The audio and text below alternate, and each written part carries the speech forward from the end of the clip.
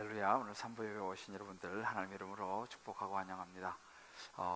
따를 때는 모르겠는데요, 우리가 학교에서 이렇게 이제 예배를 드리다 보니까 성탄절 이럴 때 되면 좀 우리도 이렇게 트리도 좀 밖에도 이렇게 멋있게 하고 이렇게 딱 교회 오면 이 성탄절 분위기가 나야 되는데 그게 그럴 때 조금 아쉬운 것 같아요.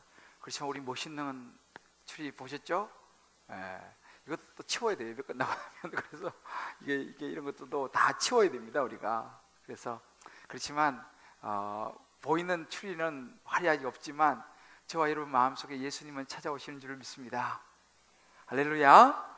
그래, 우리 옆에 한번 축복합시다. 학교라서 보이는 추리는 없지만 주님이 우리에게 찾아오실 줄 믿습니다. 그래요. 맞습니다. 저는 우리 교회가 이렇게 또 학교에 있고 이렇게 하지만 참 주님 주신 축복 중에 하나가 뭐냐면 좋은 교육자들을 보내주신다는 것입니다.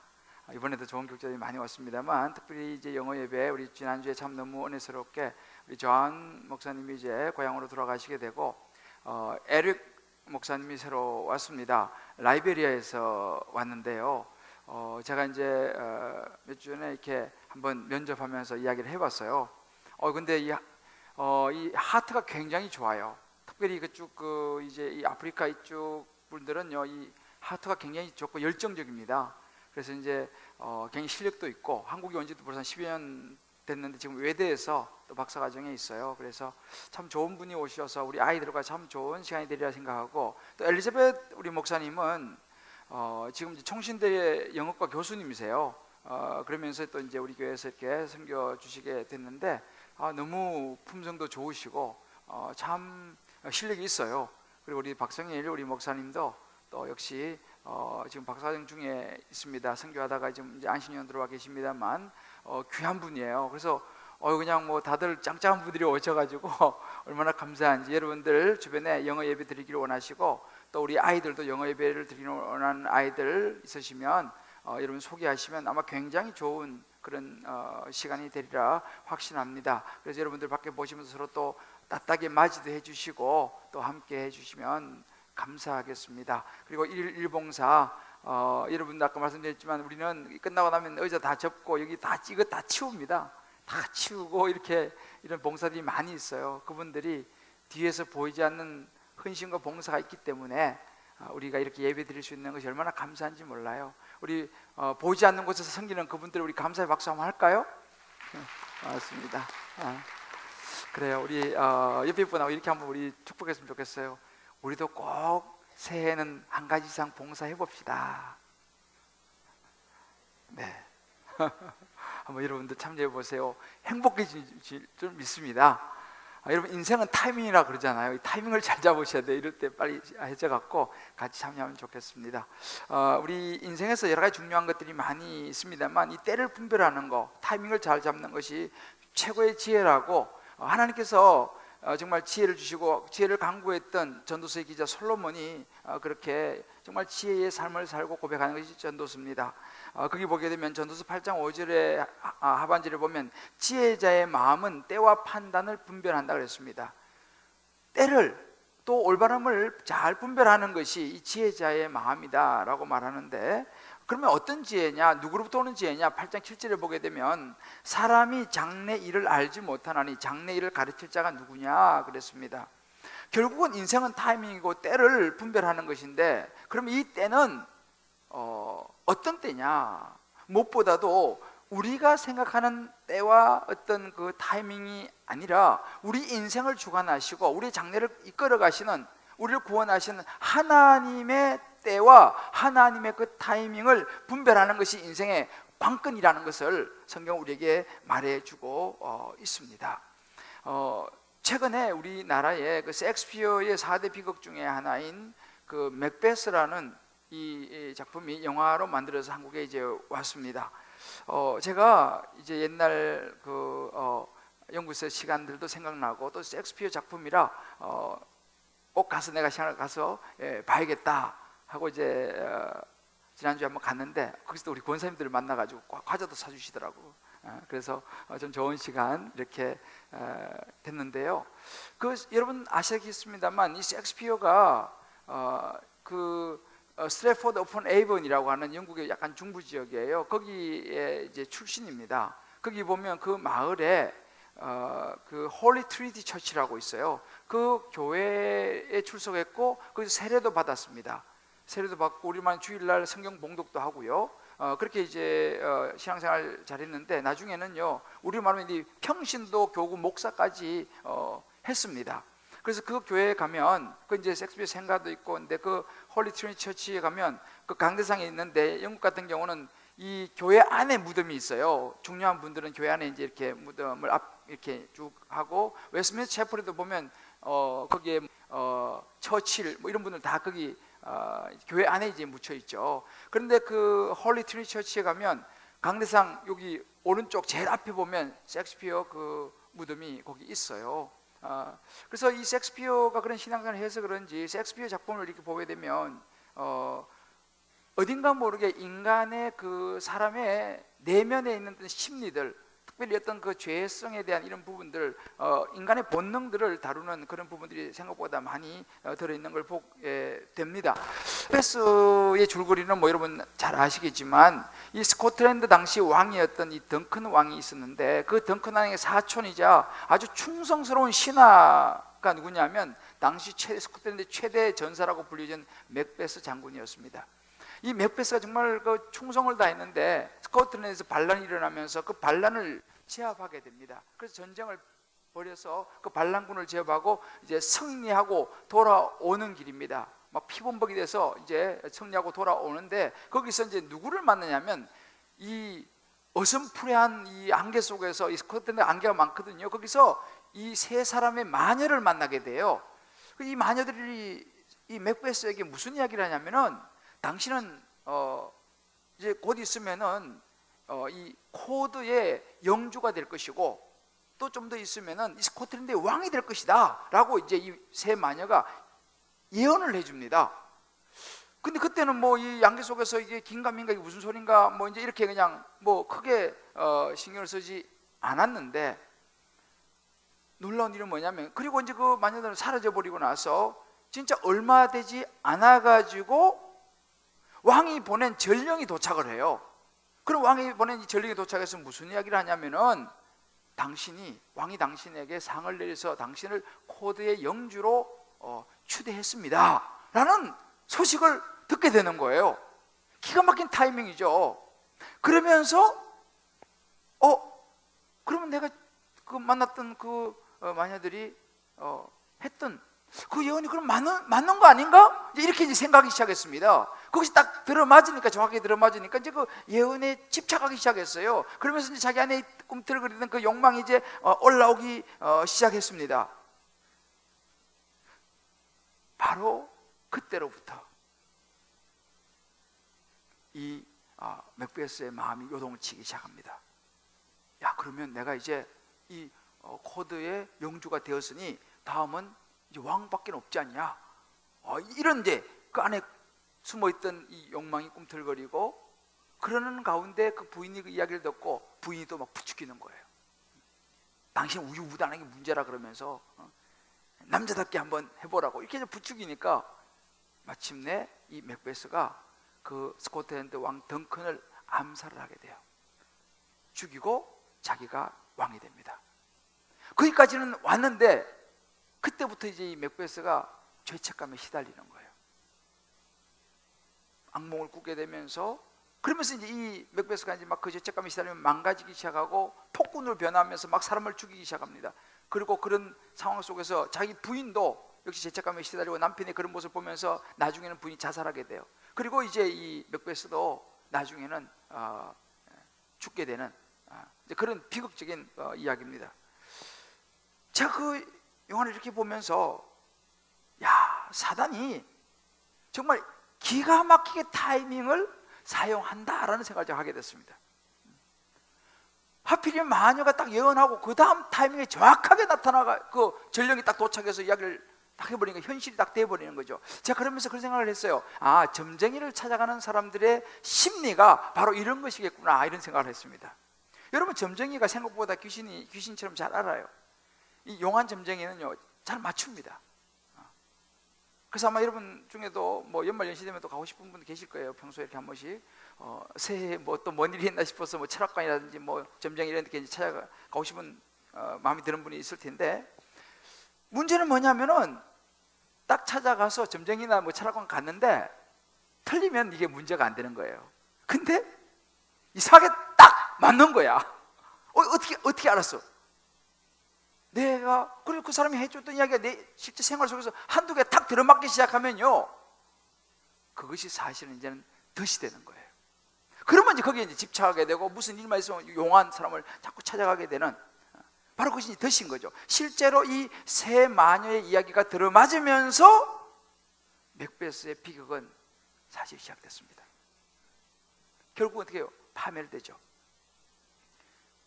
이 셰익스피어가 참 놀라운 것이 뭐냐면, 이 맥베스의 마음속에 있던 이 욕심과 이 욕망을 이제 보여주는 거죠. 그러면서 저나 여러분도 마찬가지죠. 우리 안에 숨어있는 욕심과 이 욕망을 사단이가 너무 잘 알고 있기 때문에 그걸 싹 부추기는 거예요. 우리 안에 있는 어떤 돈에 대한 욕심, 어떤 명예에 대한 욕심, 뭐 권력에 대한 욕심, 성공에 대한 그런 욕심들, 재밌게 즐겁게 즐기며 살고 싶은 그런 우리 안에 그게 있는데, 그것을 갖다가 정확한 타이밍에 이제 사단이가 싹 이용을 하는 것이죠. 맥베스가 바로 그런 대표적인 우리의 모습을 실제로 보여주고 있습니다. 결국은 이런 욕심과 욕망 때문에 그 인생은 이제 몰락하게 됩니다. 사단이가 이용하는 것이 바로 그 그 타이밍. 그 타이밍의 핵심에는 뭐가 있냐면요, 우리의 욕심이 있습니다. 결국은 욕심이라는 것은 뭐냐면, 하나님의 우리 인생의 어떤 타이밍, 하나님의 때보다는 내가 생각하는 내 때를 먼저 계산을 하게 만들어요. 그래서 어떻게 하냐면 나를 높이게 만들고, 은근히 하나님의 자리를 우리가 차지하게 만드는 그런, 우리 안에 나도 잘 모르지만 내 안에 가득 차 있는 그런 욕심의 모습, 그것을 성경이 우리에게 정확하게 말해주고 있어요. 요즘 우리가 새벽기도 때 전도서를 보고 있지 않습니까? 전도서 9장 3절에 그런 구절이 있어요. 하반절에 보면 모든 사람의 결국은 다 일반이다, 모든 사람은 똑같다 이 말입니다. 어떠냐? 인생의 마음에는 악이 가득해서 그들의 평생에 미친 마음을 품고 있다, 이렇게 말합니다. 여기서 말하는 인생은요, 저나 여러분이 모든 세상에 있는 모든 사람들 다 포함합니다. 우리 안에는 악이 있다는 거예요. 악이 있어가지고 그 안에 우리의 마음이 뭘 품고 있냐, 미친 마음. 이 표현이 좀 그렇습니다만, 이 미친 마음의 의미는 뭐냐면요, 우리 마음 속에 품고 있는 이 악은 뭐냐면, 하나님의 말씀을 듣고 하나님을 따라가기보다는 내 안에 있는 욕심과 욕망을 따라서 내가 원하는 대로 살아가고 싶은 이 마음, 이것을 성경 미친 마음이라고 표현하고 있어요. 우리 안에는 그런 마음이 다 있다는 것입니다. 이것을 누가 알고 있느냐? 사단이 그걸 아는 거죠. 맥베스 안에 있는 그런 모습을, 그런 미친 마음, 욕망과 욕심을 사단이가 아는 것이죠. 그래서 이 마녀의 모습으로 사단이가 결국 나타나가지고 그를 유혹하는 것입니다. 우리 안에 있는 이런 욕심을 사단이 알고, 내가 나의 때를, 내가 원하는 삶을 추구하는 것을 알면서 결국은 그 욕심을 부추겨가지고, 욕심이 뭐예요? 나중에 죄를 짓게 만들어요. 죄가 어떻게 합니까? 나중에 사망을 가져온다라는 것입니다. 여러분, 대표적으로 성경에 나오는 인물이 누굽니까? 아담과 하와 아닙니까? 하와가, 뱀이 하와한테 와서 어떻게 유혹합니까? 너 이 선악과 먹으면 하나님과 같이 되리라, 하나님처럼 되리라. 그 안에 있는 그 욕심을 딱 부추기는 거예요. 그거 하나님과 같이 되고 싶은 마음이 없었으면 안 먹었겠죠. 그러나 하와 마음속에 있는 하나님같이 되리라 라는 그 욕심이 있었던 것이죠. 그것을 탁 건드려서 결국 하와가 먹고 마는 것입니다. 결국은 에덴 동산에 쫓겨나는, 정말 슬픔을, 파멸의 길을 걷게 되는 그런 케이스가 바로 이런 모습입니다. 여러분, 근데 오늘 이 본문은요, 이렇게 마녀들처럼 사람들의 마음의 욕망을 막 부추겨가지고 파멸시키는 우리의 때, 우리의 타이밍이 아니라, 이 다윗의 인생에 개입하셔가지고 다윗을 살려주시고 다윗을 세워주시고 하나님의 구원의 역사를 이루어 가시는 하나님의 타이밍을 오늘 이 본문은 보여주고 있습니다. 하나님께서 어떻게 우리 인생에 하나님의 때에 개입하시는가를 참 잘 보여주고 있는데요, 하나님의 때라는 것은 우리 인생을 가만히 보면요, 뭐 승리하고 막 좋을 때도 하나님의 때로 하나님이 개입하시지만, 그것보다는 성경에 많이 보여주는 것은 뭐냐면, 우리의 인생의 어떤 위기를 만났을 때, 고난을 만났을 때에 하나님의 개입하시는 것을 우리가 참 많이 성경에서 보게 됩니다. 오늘 이 다윗이 바로 그런 위기의 때 이제 하나님이 개입하시는 모습을 보게 되겠는데, 신약에도 보게 되면요, 우리가 가장 쉽게 볼 수 있는 것이 예수님의 제자들이 갈릴리 바다에서 풍랑을 만나잖아요. 배가 막 뒤집어지려고 하니까 그때 예수님께서 나타나셔서 바람과 이 바람을 잠잠케 하시면서 제자들을 살려주시잖아요. 그러면 제자들이 놀도, 야, 예수님이 하나님의 아들 메시아구나를 이제 경험하게 되는 것이죠. 마찬가지로 여러분들 그 수가성 사마리아 우물가 여인이 있지 않습니까? 이 여인은 참 기구한 운명을 살았어요. 남편을 5사람이나 정말 이렇게 바꾸면서 살아야 될, 참 얼마나 힘들었겠습니까? 이런저런 인생의 사연이 많았겠죠. 그런 많은 사연 속에서 얼마나 힘들었겠어요. 그리고 남들이 다 나오지 않는 그 시간대에 피해서 우물에 물을 기르러 나온 그 여인, 그 정확한 타이밍에 예수님께서 그 사마리아 우물가로 찾아가셔서 그 여인을 만나주신 거죠. 하나님의 정확한 타이밍 개입이죠. 그리고 그 여인에게 영원히 목마르지 않은 생수 구원의 복음을 전해주시고, 그 여인은 구원의 기쁜 소식을 얻게 되죠. 그 인생이 바뀌는 것입니다. 여러분, 그 누가복음에 보면 또 이 나인성 과부가 나와요. 자기의 아들이 하나밖에 없는 귀한 아들이 죽어서 얼마나 슬프겠어요. 그 장례를 치르고 상의를 메고 동구 밖을 나가는데, 바로 그 정확한 타이밍에 예수님께서 가셔서 거기서 그 나인성 과부를 만나잖아요. 그래서 그 아들을 살려주시잖아요. 보십시오. 세상의 마녀의 개입, 사단의 개입은요, 당장은 되게 좋아 보여요. 너 왕이 될 것이다, 너 영주가 될 것이다, 되게 좋잖아요. 그래서 그 욕심과 욕망을 부추겨서 나중에 돼요, 파멸로 결국 가는 것입니다. 여러분, 점쟁이 찾아가서 점쟁이 좋은 이야기도 해주고 이렇게 하지만요, 궁극적으로 그들은요, 우리를 구원해 주지 못해요. 우리에게 예수님을 소개하지 못합니다. 그렇게 욕심을 따라가다가 그리 끝나버리게 만들어요. 그러나 우리 예수님은요, 그렇지 않습니다. 예수님이 개입하시고 하나님의 때가 임하면요, 구원을 받는 거예요. 이렇게 회복이 되는 것입니다. 사람이 살아나는 것입니다. 인생이 다른 차원으로 나가게 만든, 이것이 바로 예수님과 점쟁이의 차이예요. 이걸 우리가 분별할 수 있어야 됩니다. 이것이 바로 우리가 생각하는 우리의 때와 하나님이 생각하는 하나님의 때의 차이입니다. 너무너무 다른 결과를 가져오죠. 저는 오늘 이 시간 우리 산부인에 오신 분들 중에서 아마 이런저런 인생의 위기 가운데 있는 분이 계실지 모르겠어요. 또 살아가다 그런 위기를 만날 수 있을지 모르겠습니다. 그렇다면 오늘 이 시간 하나님의 음성이 저와 여러분에게 들리셔서 하나님이 개입하시는 인생에 때가 있다는 것을 깨달으시고, 그 하나님의 타이밍을 여러분으로 만드시게 되기를 하나님의 이름으로 축복합니다. 할렐루야. 오늘 이 말씀이 통해서 우리에게 보여주는 것은 뭐냐면, 우리 인생에 위기가 온다는 것입니다. 그럼 이런 위기가 왔을 때 이 위기 앞에서 무슨 생각을 해야 되냐는 것이죠. 무엇을 기억해야 되냐는 것입니다. 이 인생의 위기 앞에서 우리 생각해야 될 첫 번째는 뭐냐면, 이런 위기 앞에서 하나님의 개입하심이 있다는 것, 하나님의 타이밍이, 개입하시는 타이밍이 우리 인생에 있다는 것, 특별히 위기 상황 속에서 있다는 것을 우리가 기억해야 됩니다. 오늘 이 29장을 보게 되면, 이제 29장부터 이제 우리가 30장, 31장 이제 끝이 나게 되는데, 올해로 이제 이 사무엘상을 마무리하게 되는데요, 마지막에 이제 29장부터는 뭐가 나오냐면, 이 사울의 인생이 어떻게 마무리 끝이 나는가를 보여주고, 반대로 다윗의 인생이 이제 새로운 다윗의 시대가 어떻게 시작되는가를 보여주는 것이 29장부터 시작됩니다. 근데 특별히 오늘 29장에는요, 다윗의 또다시 이 위기를 만나요. 참 끝이 없어요. 마지막까지 다윗이 위기를 만나면서 29장이 시작되는데, 이제 이 위기 속에서 다윗이 또 어떻게 이 위기를 뛰어넘으면서 하나님의 이스라엘의 그 왕으로서 이제 준비되어지는가, 하나님 어떻게 개입하시는가 참 잘 나와 있습니다. 여러분, 다윗은요, 기억하시겠죠? 한때 이제 사울왕을 피해서 도망 다니다가 너무 힘들어서 21장에 보면 나오는데, 우리 그때 다뤘죠.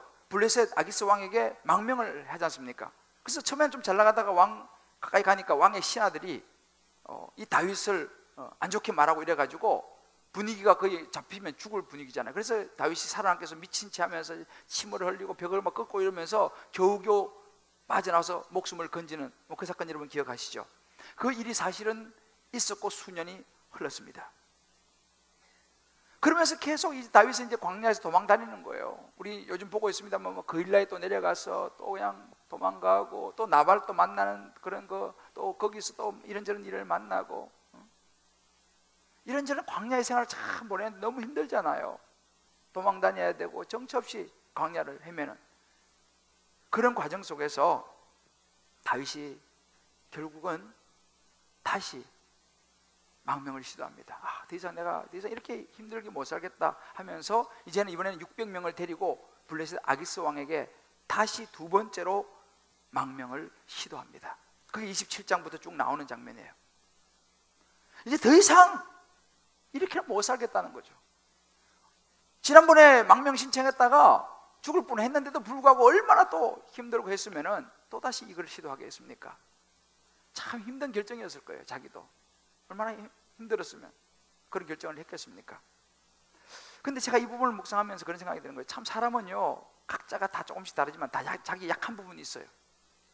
다른 건 난 다 잘 견디는데 나는 가난하고 궁핍하고 이런 거는 나는 참 못 견딘다, 뭐 그런 분도 있을 것이고, 나는 다른 건 다 견딜 수 있는데 스트레스 받는 거 이거 나는 못 견딘다, 그런 분이 있을 것이고, 나는 뭐 다른 건 다 내가 참을 수 있는데 누구 앞에 가서 머리 숙이고 막 굽시굽시 나 그런 거 나는 못한다, 뭐 그런 분도 있을 것이고, 나는 다른 건 다 참을 수 있는데 나를 무시하는 듯한 이건 나는 못 참는다. 뭐 다른 건 다 되는데 우리 자식에 대해서 무슨 이야기하냐, 나 이건 못 참는다. 뭐 하여튼 이런 여러 가지 사람들마다 자기 약한 부분이 다 있는 거예요.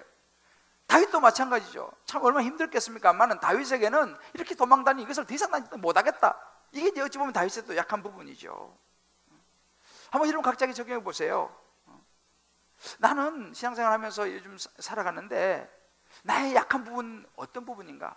나는 내가 참 이게 잘 안 되고 못 참는 이런 부분은 어떤 부분인가? 결국 다윗은 그래가지고 그거를 못 참았기 때문에 블레셋으로 가면 안 되거든요. 근데 블레셋을 갔습니다. 그러면서 이제 거기서 다시 위기를 사실 만나게 되거든요. 우리도 마찬가지. 우리 이 약한 부분 때문에 부부 사이도 마찬가지예요. 그 약한 부분이 있거든. 그것 때문에 항상 무슨 일이 시작이 되는 거예요. 근데 이걸 우리가 파악을 해야 돼요. 그럼 내 약한 부분이 어떤 부분이 있는가?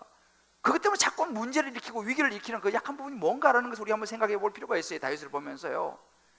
그런데 이번에는 이 다윗이 이 아기스 왕에게 망명을 시도했는데 아기스 왕이 다윗을 받아줍니다. 그리고 다윗과 그와 함께 600명의 사람들에게 시글락이라는 땅을 허락을 해줘요. 거기서 살아라. 참 놀라운 일이죠. 그래서 그때 이 다윗은요, 그 아기스 왕에게 충성을 다합니다. 그를 위해서 열심히 그냥 섬기고 잘하니까 이 아기스 왕하고 다윗이 관계가 굉장히 좋아졌어요. 아기스 왕이 이 다윗을 굉장히 신뢰하게 되는 그런 상황이 됐어요. 그러면서 거기서 이제 시글락에서 더 이상 도망 안 다니고 이제 모처럼 이제 좀 편하게 이제 사는 것이죠. 그래서 한 1년 4개월을 살았습니다. 그래서 이 더 이상 사울 왕이 죽이려고 쫓아다니는 그 상황은 피했습니다만은, 근데 참 인생이라는 게 그래요. 끊임없이 위기는 오는 것입니다. 이게 인생이에요. 이제 좀 편안할 만하면 또 다른 일이 생기잖아요. 우리도요. 이게 인생이에요. 다윗도 마찬가지죠. 이제 좀 이렇게 편안하게 그냥 이제 아기스 왕 비만 잘 맞추고, 근데 실제로 다윗은요, 앞으로는 아기스 왕 확 했지만 뒤로는 유대 사람들을 도와주고 있었어요. 그렇지만 아무튼 그렇게 잘 지내고 있는 그때 다윗에게 그것도 안전한 곳은 아니었습니다. 세상에 여러분 안전한 곳은 아무 데도 없어요. 문제가 없는 곳이 없어요. 다윗에게 위기가 닥칩니다. 무슨 위기입니까? 이 블레셋이 그 당시 한 5개 지역으로 이렇게 나눠져서 이제 아기스 왕을 중심으로 이렇게 이제 말하면 이제 있었는데, 이제 전쟁을 하게 되면 이제 다 모여갖고 아기스 왕을 중심으로 해서 장관들 이제 모여가지고 함께 힘을 합쳐가지고 이제 이스라엘과 싸우는 거예요. 그래서 아기스 왕이 이제 블레셋이 다 모여서 이스라엘과 싸우자 그래서 이제 아벡이라는 곳에 모여가지고, 그러니까 이제 거기에 아기스 왕도 가고 또 거기에 있는 주변에 있는 5개 이 군대 장관들 중심으로 몇백 명에서 몇천 명씩 군대를 이제 데리고 아벡에 이제 모인 거예요. 그래서 이제 모여갖고 이스라엘을 치자 이렇게 된 건데, 그래서 이제 거기 이렇게 모이는 그런 이제 전쟁을 시작하는 사건이 시작됩니다. 이것은요, 다윗에게는 굉장한 위기가 되었어요. 물론 이 아기스 왕이 다윗을 신뢰하기 때문에 다윗하고 다윗 사람들을 데리고 전쟁에 이제 출전하는 거예요. 그러니까 다윗은 사실은 자기를 신뢰하고 자기를 이렇게 잘 선대해 준 왕이 같이 싸우러 가자 그러면은 어떻게 거절할 수 없는 상황입니다. 그런데 다윗 입장에서 당연히 제가 싸워야죠 막 그러면서 큰 소리 치면서 따라 나서긴 합니다만 내면적으로 다윗은 엄청난 위기입니다. 왜요? 자기는 지금 자긴 블레셋 사람들의 편에 서 있잖아요. 그러면 가서 누구하고 싸워야 됩니까? 자기 백성인 이스라엘 백성하고 싸워야 되는 거예요. 자기의 왕인 사울 왕하고 싸워야 되는 것입니다. 다윗은요 비록 사울 왕이 자기를 죽이려고 쫓아다니고 해서 도망왔지만 그 마음속에는 여전히 사울은 왕이었어요. 왜? 하나님이 기름 부었다 그랬잖아요. 그리고 죽이지도 않잖아요. 이스라엘 백성들은 자기가 뒤로 도와주고 있는 백성입니다. 그런데 지금 이 아기스 왕하고 같이 가가지고 싸우게 되면 어떤 일이 되겠습니까? 자기는 지금 장차 이스라엘 왕으로 기름 부음을 받은 사람이에요. 블레셋 사는 편에 서가지고 만약에 사울하고 싸운다, 이스라엘 백성을 싸우고 죽인다, 그러면 앞으로 어떻게 왕이 될 수 있습니까? 다윗은 참 정말 최대 위기가 온 것이죠. 겉으로 표현은 할 수 없지만 말이죠. 그렇다고 거절할 수도 없는 거예요. 나는 못 가겠습니다. 그런 말을 할 수도 없는 거예요. 왜냐하면 지금 자기 식솔들이나 가족들 모든 사람들이 다 지금 블레셋 땅에서 아기스 왕 배려로 먹고 살고 지금 지내고 있잖아요. 그러면 만약에 내가 다윗이 나는 못 갑니다 말하면 그 사람들은 어떻게 되겠습니까? 그러니까 이러지도 못하고 저러지도 못하는 그런 위기의 상황을 다윗이 사실 만난 거예요. 근데요 그때 놀라운 일이 생깁니다. 그래서 이제 아벡에 모이는데 보니까 거기 블레셋 장군들이 모여드는데 아기스 왕 뒤편에 보니까 다윗이 있거든. 다윗과 함께한 사람들이 따라온 거예요. 아기스 왕이 말합니다. 왕이시여 저 사람 누굽니까? 저 다윗 아니냐. 다윗이 내가 몇 년 동안 내가 같이 있었는데 정직하고 이번에 아마 크게 도움이 될 거야. 이렇게 이제 이야기를 하는데 군대 장관들 블레셋 장관들이 그냥 들고 일어나는 겁니다. 안 된다는 거예요. 저 다윗은 절대로 싸움에 데려가서는 안 된다고 그냥 결사 반대를 하는 것입니다. 왜냐하면 저 다윗은 반드시 전쟁이 시작되면 우리를 칠 것이라고 그렇게 그냥 강하게 반대를 하는 것입니다. 실제로 이 모여든 블레셋 장관들은요 이미 벌써 사실은 이 골리앗과 싸움을 벌여가지고 골리앗을 쓰러뜨리고 목을 뱉잖아요. 다윗이요 10년이 지났어요. 10수년이 지났는데도 불구하고 그들은 그때 충격이 너무 컸던 거예요. 다윗을 보니까 그리고 이제 오늘 뭐라고 말합니까? 다윗이 죽인 사람은 만만이요 사울이 죽인 사람 천천이라는 소문 그걸 다시 리마인드 시키는 거예요. 아기스 왕에게 저 다윗은 위험한 인물입니다. 그리고 자기들이 받았던 그 충격과 그것이 가시지 않아가지고 결사 반대를 하는 거예요. 그러니까 아기스 왕도 어떻게 할 수가 없는 거죠. 데리고 가고 싶어도. 그 다윗은 그 상을 보면서 오히려 왜 나를 안 데려가냐고 막 큰 소리를 지르는데 속으로는 막 아이고 할렐루야. 지금 그런 상황이에요. 보십시오. 바로 이 위기의 때에 하나님이 이렇게 개입하시는 겁니다.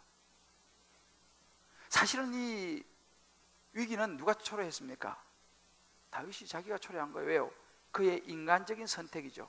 그의 약함 때문에 그가 블레셋으로 가면 안 되는데 블레셋으로 간 거잖아요. 그래서 이런 위기를 만난 것입니다. 여러분 우리도 보면요 우리 인생에서 만나는 이런저런 고난과 위기가요 대부분의 경우가 우리의 욕심 때문에 우리의 잘못으로 인해서 사실은 오는 게 많아요. 우리 인생의 결론인 경우가 생각보다 많습니다. 지금 다윗이 그런 케이스예요. 자기가 지금 블레셋으로 가지 말았어야 되는데 그런데 참 우리 하나님이 좋으신 분인 것이요 다윗이 자기가 잘못해서 선택해서 블레셋에 가서 이런 최대 위기를 맞았지만은 하나님이 그 다윗의 위기에 개입을 하세요. 왜? 이 다윗이 앞으로 이스라엘의 왕이 돼야 될 사람, 이 전쟁에 참여하면 안 돼요. 그러니까 하나님께서 그 타이밍에 개입하셔가지고 그것도 정말 다윗이 어떻게 할 수 없는 상황이지 않습니까? 어떻게 할 수 없는 그 상황에 하나님이 그 적들을 블레셋 장군들 적들을 동원해가지고 다윗이 전쟁에 못 나게 막는 그렇게 하나님께서 도우시는 것을 우리가 보게 됩니다. 이게 하나님의 한수예요. 누가 이걸 생각해요? 적들을 시켜가지고 다윗이 전쟁에 못 가게 할지를 누가 알았습니까? 다윗은 생각도 못했죠. 여러분 이것이 하나님의 계획이에요. 하나님의 개입입니다. 저와 여러분의 인생에도 때로 우리의 실수로 인해서, 우리 잘못으로 인해서 위기를 만나고 때로 고난을 만난다 할지라도 그때 하나님의 개입하심을 경험하는 저와 여러분 되시기를 하나님의 이름으로 축복합니다. 할렐루야. 이 고든 맥도날드가 그런 이야기를 했습니다. 진퇴양난의 공경에 빠져보기 전에는 하나님이 축복하신다는 사실을 모를 수 있다 그랬습니다. 만약에 여러분들이 지금 어떤 인생의 위기와 고난 가운데 있다면 바로 그 지금 이 타이밍이 하나님이 여러분의 인생에 개입하는 것을 경험할 수 있는 타이밍이라는 사실 믿으시기를 하나님의 이름으로 축복합니다. 한번 여러분 각자에게 이 부분을 한번 적용해 보십시오. 여러분 혹시 이런저런 일로 또 여러분의 때로 약함으로 고난과 위기를 만나고 있지 않습니까? 그래서 왜 나한테 이런 어려움이 와서 하고 실망하고 좌절하고 낙심하고 앉아있지는 않습니까? 그때 우리는 이 다윗을 생각하면서 비록 그것이 내 실수를 할지라도 다윗을 이렇게 보호하시고 다윗을 향한 계획을 가지고 계신 하나님께서 그의 인생에 개입하신 것처럼 저와 여러분의 인생에 개입하셔서 우리에게 다가온 이 위기는 또 다른 하나님의 기회라는 사실을 확실히 이번에 붙잡고 믿음으로 이 위기를 넘어서게 되기를 하나님의 이름으로 축복합니다. 할렐루야. 우리 옆에 분에 이렇게 한번 격려하고 축복합시다. 인생의 위기에 있습니까? 하나님이 개입하실 타임입니다.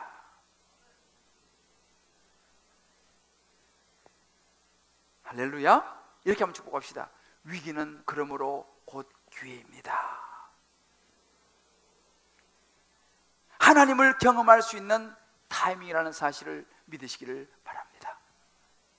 두 번째로 인생의 위기 앞에서 우리가 생각해야 될 것이 있습니다. 그것이 바로 뭐냐면 이 위기라는 것은 또 다른 하나님의 때가, 또 다른 하나님의 때로 우리를 인도하심이라는 것을 우리는 생각해야 됩니다. 절망이 아닙니다. 지금 이 블레셋 장관들이 반대해서 다윗은 이제 어떻게 합니까? 아기스 왕이 돌아가라 그러니까 겉으로 막 그러지만 속으로는 정말 얼마나 잘 됐습니까? 그래서 이제 일찌감치 아침 일찍 새벽에 일어나서 자기 무리들을 데리고 원래 블레셋 땅으로 이제 그 시글락으로 돌아오게 됩니다. 근데 그 길이 한 사흘 길이 된다고 성경이 말해요. 한 사흘이 걸려서 돌아옵니다. 이제 사흘 길을 간 거죠. 겉으로 외형적으로 보게 되면요, 주변 사람들이 볼 때는 다윗이 길이 막힌 것입니다. 아이고, 전쟁에 나와서 공을 세워야지 더 막 좋게 되고 높은 자리에 올라가는데 이제 길이 막혔잖아요. 이제 사람들이 볼 때는 그런 거죠. 길이 막힌 거죠. 다윗의 기가 꺾인 거죠. 전쟁도 못하고 돌아왔어야 되는 다윗이 안 된 거예요. 그게 일반 사람들의 눈에는 아주 안 좋게 된 것입니다. 그러나 그것이 아니었어요. 그렇게 해서 다윗이 이제 시글락으로 돌아왔는데 거기서 또 한 번의 놀라운 하나님의 때를, 하나님의 타이밍을 다윗이 경험하게 돼요.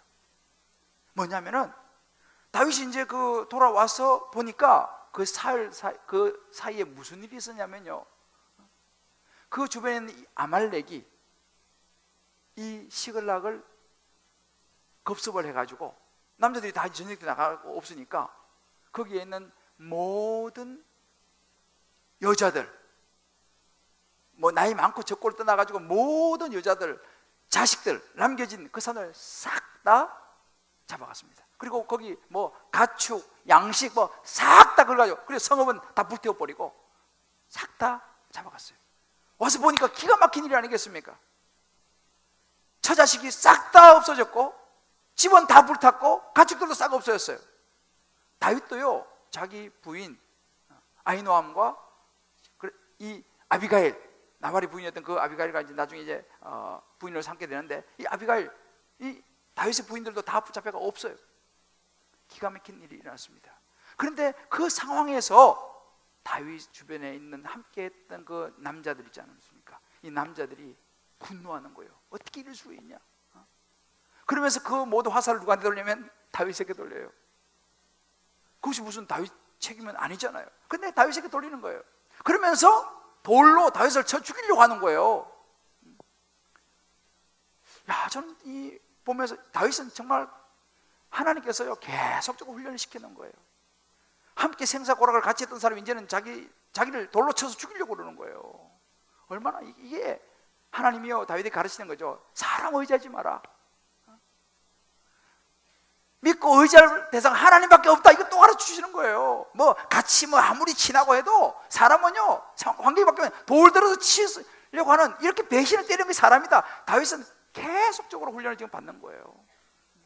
저와 여러분도 마찬가지예요. 우리 인생을 살아가면서요 정말 궁극적으로 우리가 붙잡아야 되고 믿어야 될 분은 하나님 한 밖에 없다는 사실을 믿으시길 바랍니다. 오늘 아무리 좋아도요 언제 바뀔지 몰라. 그게 사람이에요. 그게 인생이에요. 이 다윗을 보시면 우리가 알 수 있어요. 바로 그때 다윗이 어떻게 처신하냐, 이게 중요한 것입니다. 그게 인생인데 다윗이 어떻게 처신하느냐, 그때 다윗은요 하나님을 찾습니다. 하나님께 물어요. 제사장 아비아달을 불러갖고 에봇을 가져오게 해가지고 그럼 하나님의 뜻이 어디 있냐? 라고 묻는 장면이 나옵니다.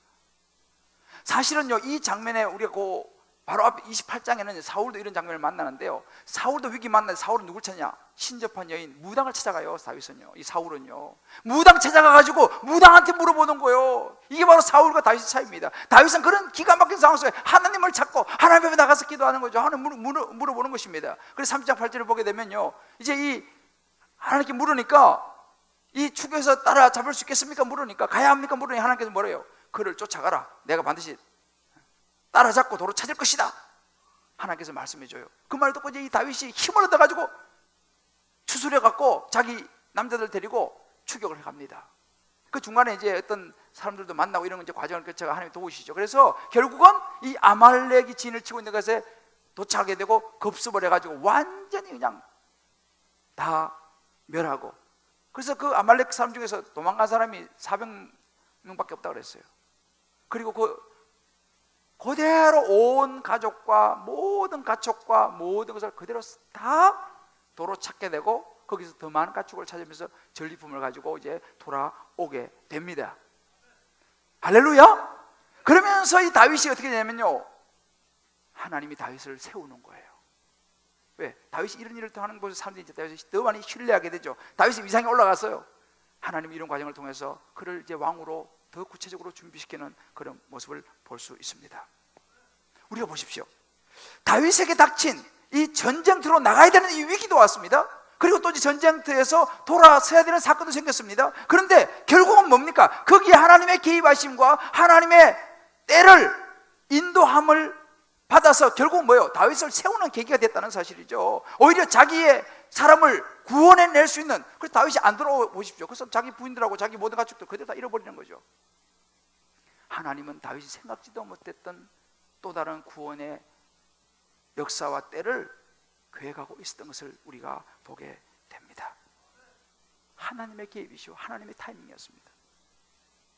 저는요 지난주에 이제 이 말씀을 계속 묵상하고 있는데 영국에서 이 메일이 하나 왔어요.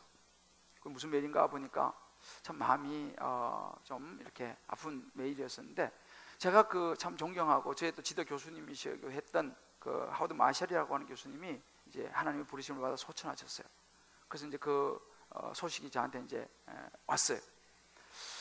참 물론 이제 여든이 넘으셔서 이제 나이가 연세가 많이 드셔서 언젠가는 뭐 하나님께서 불러 가시는 것이 우리 인생이잖아요.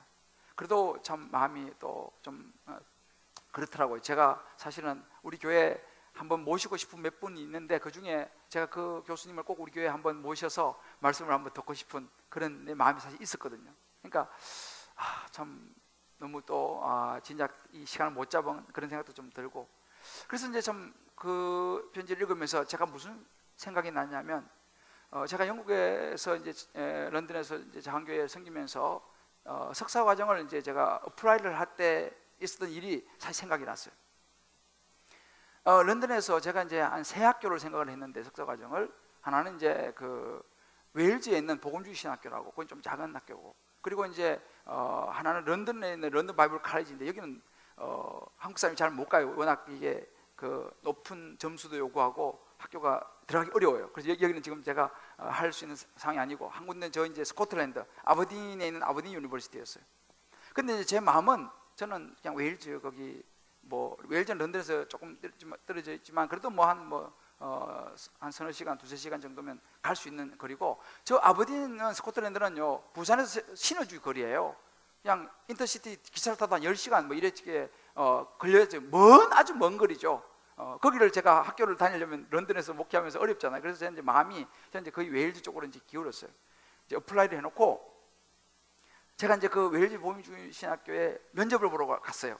이제 신청해서 그 면접을 보러 갔는데 마침 제가 가가지고 그 학교가 그렇게 크지도 않았지만 그 학교 주변에 가가지고 헤맨 거예요 제가. 그래가지고 그 학교를 못 찾아가지고 헤매다가 1시간을 면접 시간에 늦었어 제가. 그래 겨우 찾아가지고 가보니까 이 뭐 면접하는 교수들은 다 가고 없어요. 1시간 지났으니까. 교수 한 명이 남아갖고 뭐 왔냐 가라 뭐 이렇게 해가지고 그래서 제가 뭐 면접도 못 봤죠. 그 당연히 떨어졌습니다. 그래서 이해가 안 가는 거예요. 분명히 내 주위를 뺑뺑 돌았는데 거기를 못 찾은 거예요. 결국 이제 떨어지고 나니까 제가 이제 초이스는 이제 아버딘 유니버시티밖에 없는 거예요. 그래서 고민하다가 이제 아버딘을 갔어요. 가서 제가 사실은 너무너무 좋은 교수님을 만난 거예요. 하도 마샤라는 좋은 교수님이 거기인지 자체는 모르고 왔는데 가서 보니까 그분이 거기 계시더라고. 그래서 제가 이제 초이스가 없잖아요. 그래서 그 학교에서 저를 이제 받아줘가지고 제가 그 학교를 가게 됐어요. 물론 거리는 런던에서 이 아버디는요 부산에서 신주구래요. 굉장히 먼 거리였습니다. 근데 제가 초이스가 그거밖에 없으니까 거기 이제 가게 됐어요. 공부하게 됐어요. 그런데 제가 나중에 이제 깨닫게 된 거죠. 사실은 제가 그때 그 웰즈 복음주신학교를 딱 찾아가지고 면접을 봤으면 거기 될 가능성이 상당히 많았어요. 근데 거기 떨어졌어요. 근데 그 학교는 사실 조그만한 학교라서 학생도 한 20-30명밖에 안 되고 뭐 건물도 그냥 한 동 이렇게밖에 없기 때문에 학교는 좀 괜찮은 학교지만 그런 학교였어요. 근데 아버딘 유니버시티는 가서 보니까 여기는 500년의 역사를 가졌어요. 그래서 제가 있을 때 거기 500년 했어요. 그리고 유니버시티이기 때문에 크고 아주 너무 모든 것이 굉장히 좋았어요. 거리가 물론 멀고 좋은 교수님이 있었고. 그래서 제가 그때 내가 1시간 헤매가지고 면접을 못 본 것이 이게 하나님의 은혜였구나. 이걸 내가 알게 됐어요. 그래서 제가 아버딘에서 이제 거기서 그 좋은 교수님 만나가지고 석사기를 마치고 그래서 제가 정말 오고 싶었던 런던 바이블 칼리지로 사실 박사과정에 들어올 수 있게 된 거예요. 돌아보니까 그때 내가 안 헤맸다면 저는 그 학교 가서 그냥 석사 안 하고 그냥 그 정도 마쳤을 거예요. 근데 그때는 이해할 수 없고 내가 이걸 어떻게 이렇게 했는데 그때 하나님이 개입하심이 있었다는 사실이에요. 그래서 그때 떨어진 것이 제 인생을 완전히 바꿔놓았고 정말 그곳에 가서 좋은 교수님을 만났고 그 다음 코스로 런던에 돌아오게 되고 이 모든 것을 보니까 막힌 것이 오히려 복이 되었더라. 할렐루야. 하나님의 타이밍, 제 생각과 제 계획보다 차원이 다른 하나님의 계획하심이 있었다는 사실을 제가 깨닫게 되었습니다. 사랑하는 성도 여러분, 이것이 인생입니다. 우리는 우리의 때를 생각하잖아요. 나의 계획을 생각하잖아요. 그죠? 난 이렇게 됐으면 좋겠고 난 이렇게 돼서 이 코스를 이렇게 가면 좋겠다. 우리 그렇게 계획을 세웁니다. 그러나 때로 우리 위기를 맞이하죠. 아마 지금 여러분들 중에서 어떤 인생의 위기 속에 있는 분이 있을지 모르겠어요. 여러분의 계획과 여러분의 생각이 여러분의 생각하는 때가 좌절된 분이 있을지 모르겠어요. 하필 내한테 왜 이런 일이 일어났지? 내게 왜 이런 어려움이 왔지? 낙심되고 좌절되는 분이 있을지 모르겠습니다. 여러분 기억하십시오. 내 생각과 내 때보다는 하나님의 개입하시는 시간이 인생 최고의 타이밍이라는 사실을 믿으시기를 하나님의 이름으로 축복합니다. 멀리 보셔야 돼요. 당장 눈에 보이는 이것을 가지고 일비할 것이 아니라 내 인생을 주관하시는 하나님이 왜 나로 하여금 이 위기, 이 고난을 겪게 하셨는지 그것을 하나님의 때를 분별할 수 있는 저와 여러분의 마음의 지혜가 임하기를 하나님의 이름으로 축복합니다. 때는 하나님이 정하시는 거예요. 전도서 3장 10절에 하나님이 모든 것을 지으시되 때를 따라 아름답게 하셨다 그랬습니다. 우리 안에 내 생각이 가득 차 있으면요 우리는 하나님의 말씀이 들리지 않아요. 하나님의 말씀이 안 들리면요 하나님의 때를 분별을 못하는 것입니다. 저는요 오늘 이 말씀 보면서 깨닫는 것이 바로 그거예요. 아마 여러분들 중에서 어떤 진로를 놓고 아마 여러분들 기도하면서 준비하는 분이 있을지 몰라요. 여러분 자녀가 어떤 대학, 어떤 학교, 어떤 코스를 정해놓고 준비하다가 생각보다 원하는 대로 안 풀리는 분이 있을지 모르겠습니다. 여러분 눈에 보이는 것만 볼 것이 아니고 하나님의 여러분 자녀의 인생에 개입하시는 영적인 하나님의 때를 분별하게 되시기를 하나님의 이름으로 축복합니다. 직장생활도 마찬가지예요. 연말이 되지 않습니까? 뭐 성진하고 내가 내 생각에는 성진해야 되는데 내 생각이 이렇게 돼야 되는데 내 생각과 내 계획이 안 맞는 거예요. 사업도 마찬가지입니다. 취업도 마찬가지예요.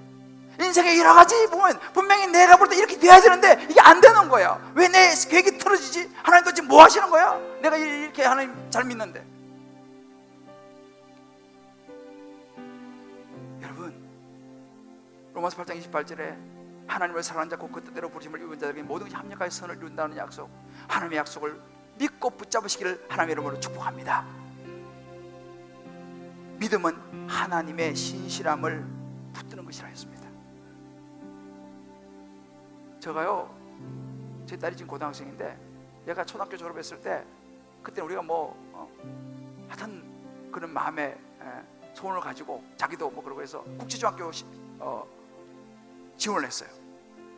그 국제중학교 지원을 했는데 떨어졌어.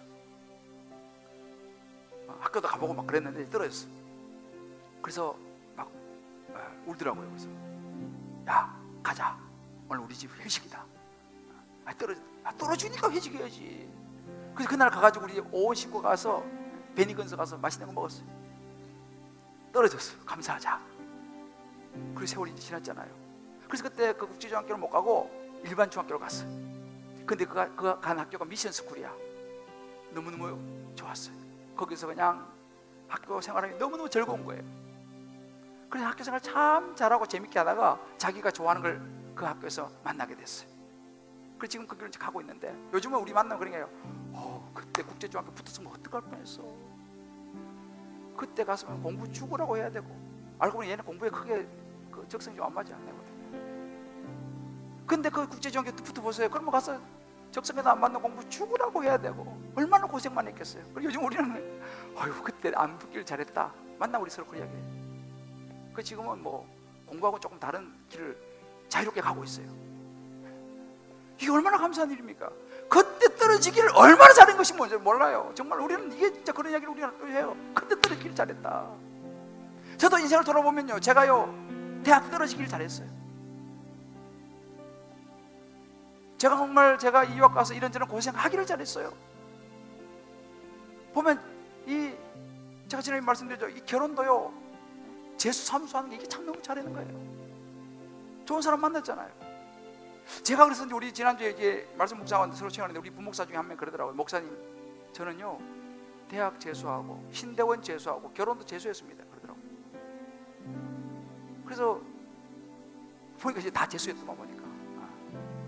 근데 그럼 결론은 어떻게 됐어요? 그러니까 결론이 대학 떨어져가 재수해가 더 좋은 대학 가고, 신대원 재수해가지고 신대원 제대로 공부를 해내고, 결혼은 또 재수해가지고 진짜 좋은 사모 만났어요.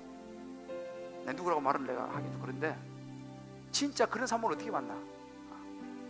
정말 좋은 사모를 만났더라고. 그래 결론은 어떻게? 결론은 다 잘 됐습니다. 할렐루야. 떨어지는 게 복이라니까요. 무조건 붙는 것, 무조건 내가 원하는 내 때, 내 계획, 여러분 그거 너무 좋아하지 마세요. 가장 좋은 때, 타이밍은요 하나님의 개입하심과 하나님의 때가 우리 인생의 최고의 때인 줄 믿으시길 바랍니다. 할렐루야. 하나님 한 번도 나를 실망시키지 않으시고 언제나 공평과 은혜로 나를 지키셨네. 연말연시 여러분들 한 번씩 석 땡기는 철학관 점쟁이 그 아무도 아니요. 살아계신 하나님을 붙잡을 때 저와 여러분의 인생을 책임질 줄을 믿습니다. 할렐루야. 우리 찬양같이 가사 생각하면서 한번 부르고 같이 한번 기도합시다. 하나님 한 번도 나를 실망시킨 적 없었습니다. 실망시킨 적 없으시고 우리의 눈으로 보면 안 돼요. 하나님의 때를 봐야 됩니다. 언제나 공평과 은혜로 나를 지키셨네. 하나님은 신실하십니다. 오 신실하신 주 할렐루야. 오 신실하신 주 주님 말씀하십니다. 내 너를 떠나시고 하늘이라 내 너를 버리시고 하늘이라 약속하셨던 주님 하나님은 약속을 지키십니다. 그 약속을 지키사 이후로도 영원토록 나를 지키시리라 확신하네. 지나온 모든 세월, 지나온 모든 세월들 여러분 한번 돌아보십시오. 돌아보아도 그 어느 것 하나 그 어느 것 하나 주의 손길 안 미신 것 전혀 없네. 그렇지 않습니까? 하나님의 은혜였습니다. 오 신실하신 하나님. 오 신실하신 주 오 신실하신 주 내 너를 떠나시고 하늘이라 내 너를 버리시고 하늘이라 약속하셨던 주님 할렐루야. 그 약속을 지키사 아멘, 아멘. 이후로도 영원토록 나를 지키시리라 확신하네. 오 신실하신 주 고백입니다. 오 신실하신 주 아멘. 하나님 신실하십니다. 오 신실하신 주 할렐루야. 내 너를 떠나시고 하나님 약속입니다. 하늘이라 내 너를 버리시고 하늘이라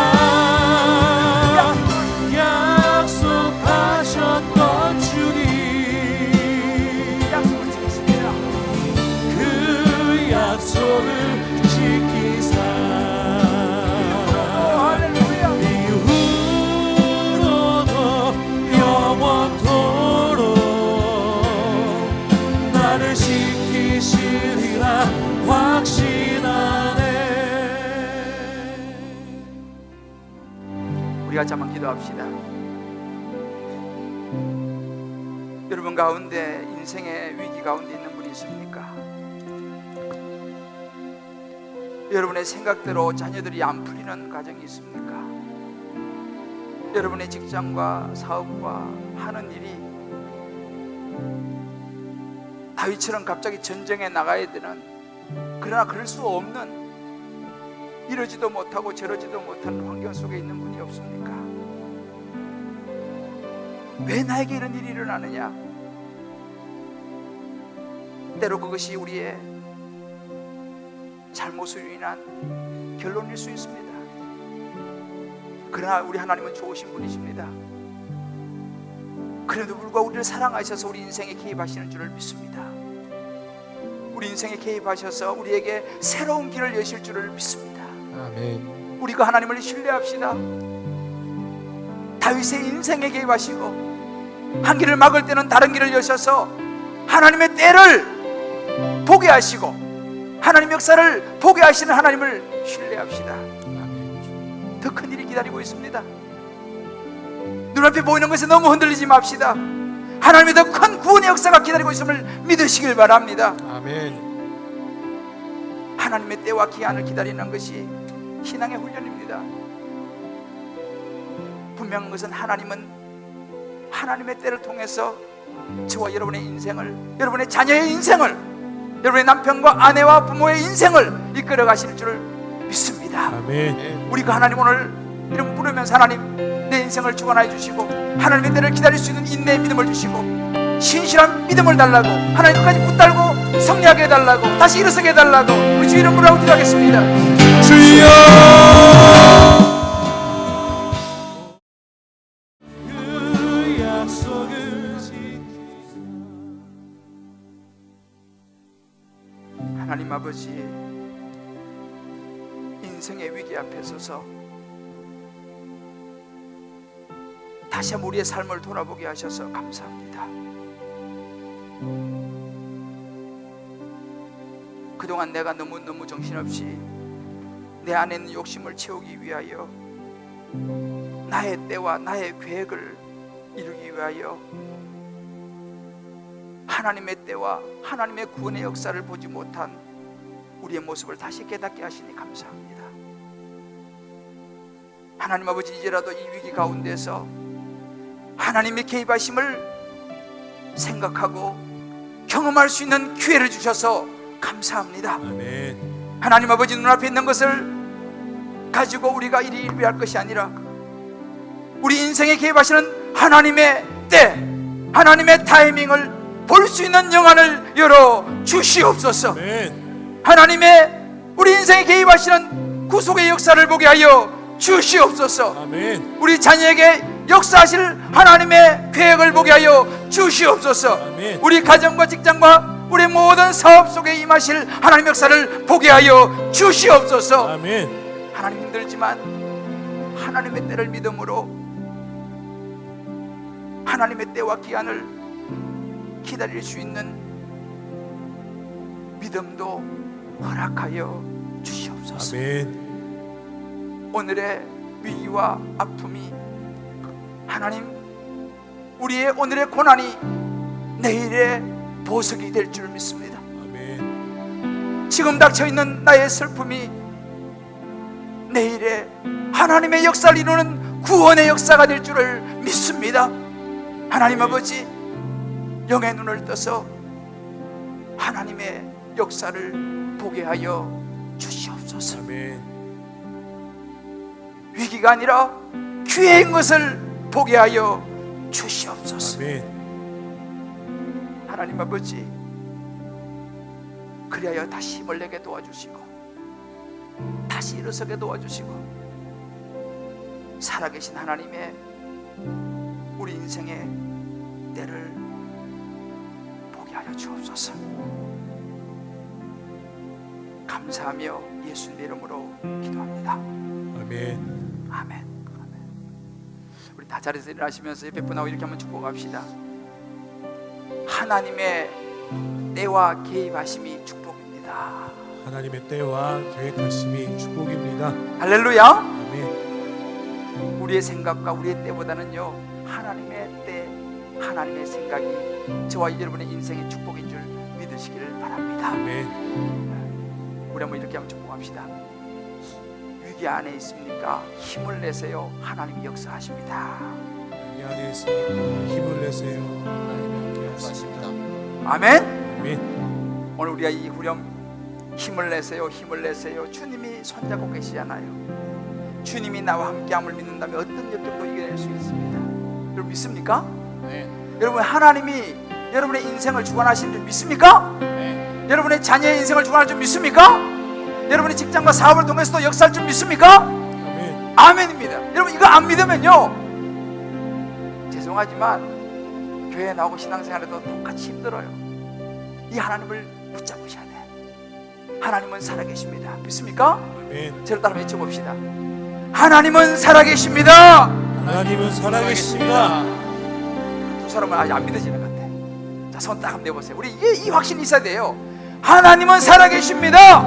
하나님은 살아계십니다. 내 가정을 책임지실 줄 믿습니다. 내 가정을 책임질 줄 믿습니다. 자녀를 책임질 줄 믿습니다. 자녀를 책임질 줄 믿습니다. 내 앞날을 책임질 줄 믿습니다. 내 앞날을 책임질 줄 믿습니다. 할렐루야. 아멘. 할렐루야. 아멘. 아멘입니다. 우리 이 시간 오늘 이 마지막 찬양은요, 가족들이 오시면 옆에 손을 한번 잡으세요. 자, 옆에서 또 그냥 오신 분들은 옆에 형제한테 자매지만 손 한번 잡아보세요. 그리고 이제 이 손을 잡은 것은요, 주님께서 대신 손 잡아주셨다고 생각하시면 돼요. 할렐루야. 그리고 이렇게 우리가 축복하는 것입니다. 힘을 내세요, 힘을 내세요. 주님이 손 잡고 계시잖아요. 우리 한번 부르고 축복하겠습니다. 우리의 고백입니다. 힘을 내세요, 힘을 내세요. 주님이 손잡고 계시잖아요. 주님이 나와 함께함을 믿는다면 어떤 영향도 견딜 수 있잖아요.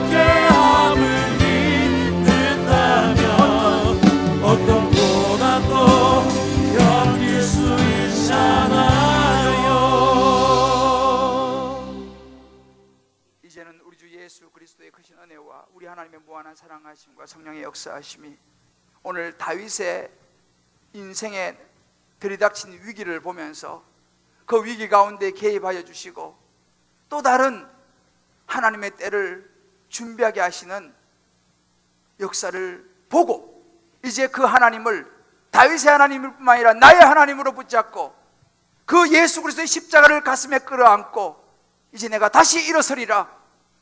주님의 손잡고 계심으로 나와 함께하리라.